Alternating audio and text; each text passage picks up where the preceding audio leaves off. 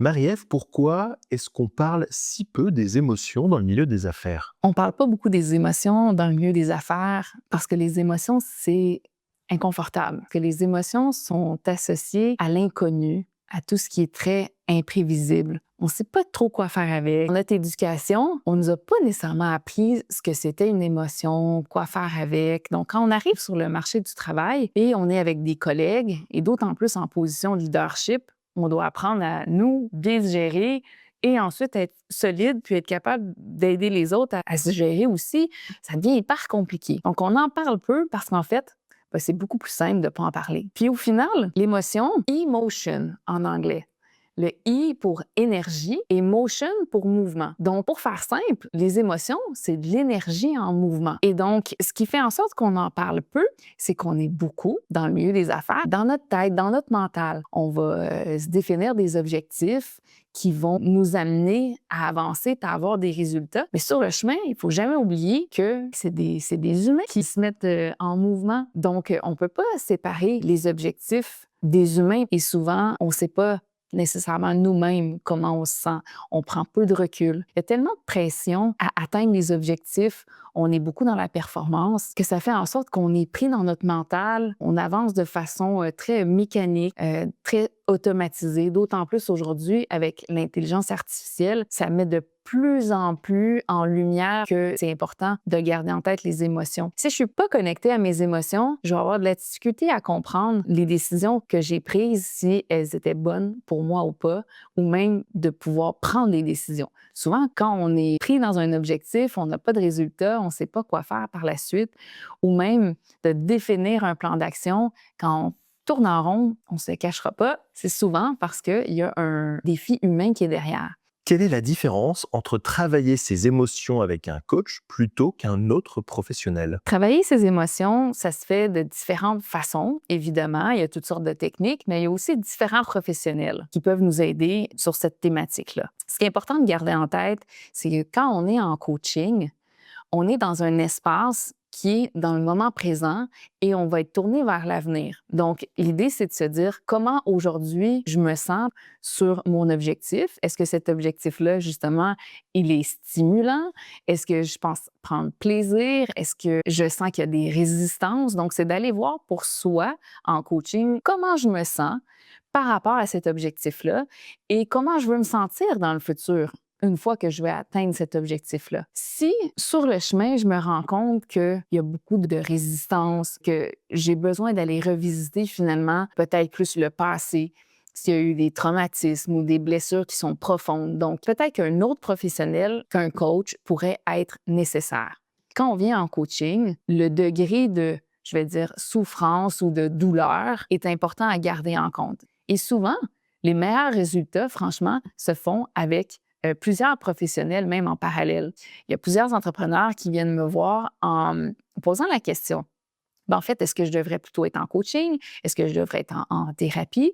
Puis déjà, de se poser la question, c'est un peu d'y répondre. Parce que si on se pose la question, c'est qu'en quelque part, on peut avoir un doute.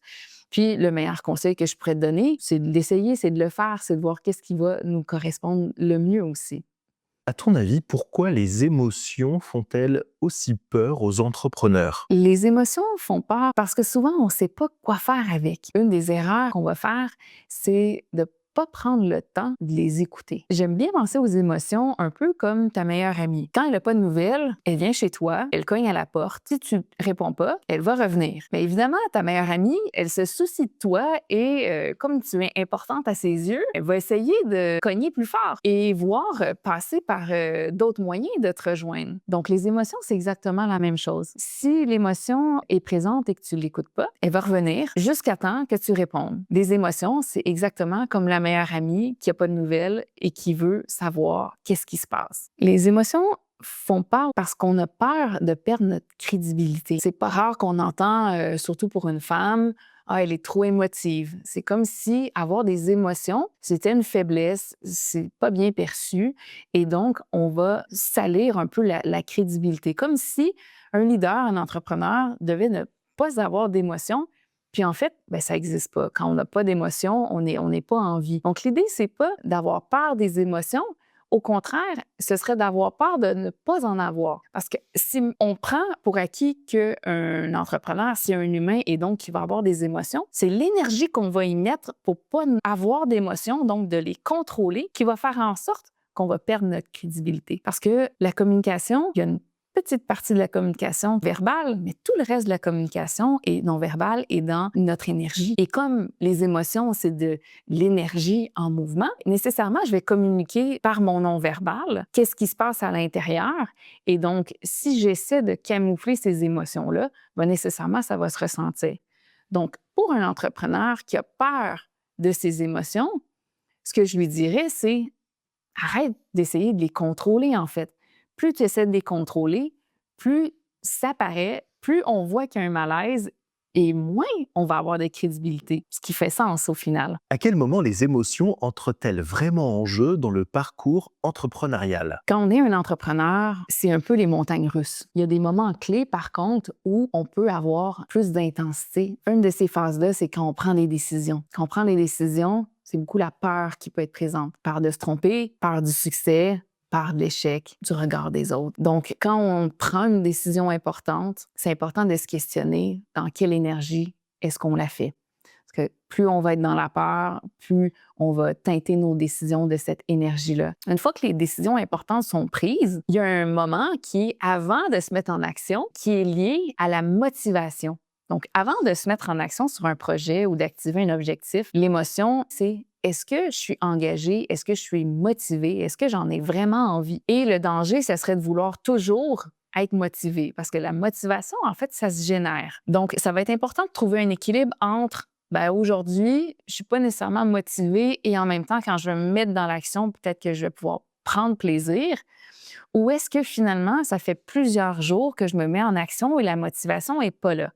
Donc là, on va pouvoir aller peut-être se reconnecter, entre autres, à la vision pour voir quelle était cette motivation profonde. Parce que quand on perd ça de vue, rapidement, on tombe dans le quotidien et les automatismes. Maintenant, quand l'entrepreneur se met en action sur son projet, on va monitorer plutôt le plaisir. Donc, est-ce que moi, je prends plaisir à faire ce que je fais au quotidien?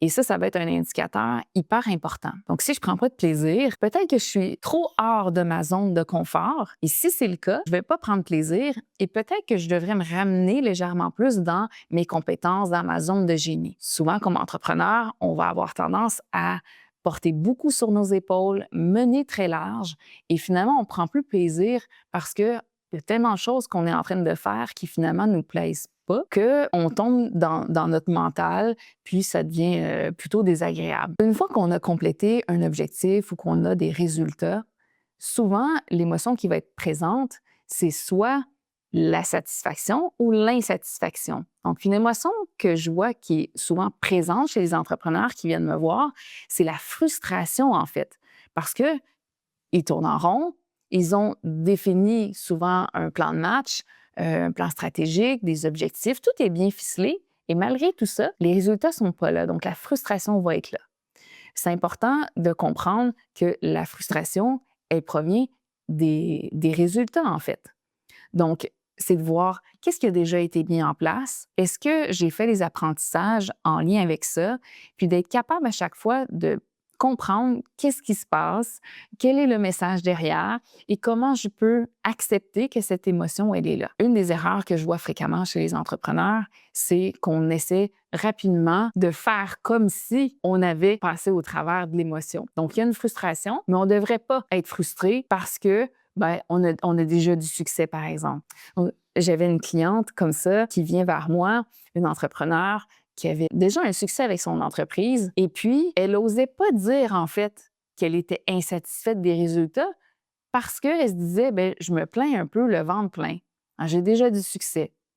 Donc, ben, je suis qui, moi, pour dire, ben, que j'atteins pas mes objectifs. Donc, elle se permettait pas, en fait, de vivre pleinement son émotion. Elle trouvait pas légitime. Donc, c'est toujours de garder en tête, sur le parcours entrepreneurial, peu importe où ce qu'on se situe, qu'on ait du succès ou pas, ce que ça veut dire pour nous, que toute émotion est légitime, que c'est important de l'accepter, de la reconnaître, puis ensuite de comprendre quel est le message derrière. Parce que c'est à ce moment-là qu'on va pouvoir être pleinement dans notre intelligence émotionnelle et de les utiliser. Le danger, c'est de les nier, de ne pas les reconnaître et de faire comme si elles n'étaient pas là, puis elles vont nous suivre. Comment écouter ses émotions sans se laisser submerger? Pour un entrepreneur qui aurait peur de se sentir submergé par ses émotions, mais qui aimerait s'y reconnecter, une chose que je propose, qui est très simple, c'est de prendre une fois par jour un temps déterminé pour s'y connecter.